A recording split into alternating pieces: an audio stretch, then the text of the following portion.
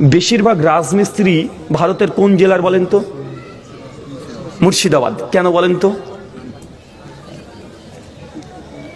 শিক্ষা কম নয়।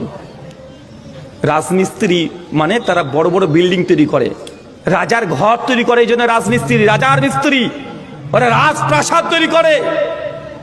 তো যাদের রাজপ্রাসাদ নাই তারা রাজপ্রাসাদ তৈরি করতে পারবে নাকি? আরে মুর্শিদাবাদ সেই সময় গোটা বিশ্ব জগৎকে, গোটা ভারতকে এইখান থেকে কন্ট্রোল করা হতো। ক্ষমতা এখানেই। আমাদের বাপদাদা ৩-৪ পূর্বপুরুষ চলে যান, দেখবেন আমাদের বাপদাদারা কে রাজা ছিল, কে বাদশা ছিল, তারাই বড় বড় জমিদার ছিল। 200 বিঘা, 400 বিঘা, 600 বিঘা জমির মালিক তারা ছিল। কিন্তু আজকে মুর্শিদাবাদের প্রেক্ষাপট দেখেন সব উল্টে গেছে। কেন? ওই স্রোতে গা ভাসিয়ে দিয়েছে। আজকে মুসলমান মুর্শিদাবাদে সবচেয়ে পিছিয়ে আছে। আছে না নাই? কথা বলেন। আছে।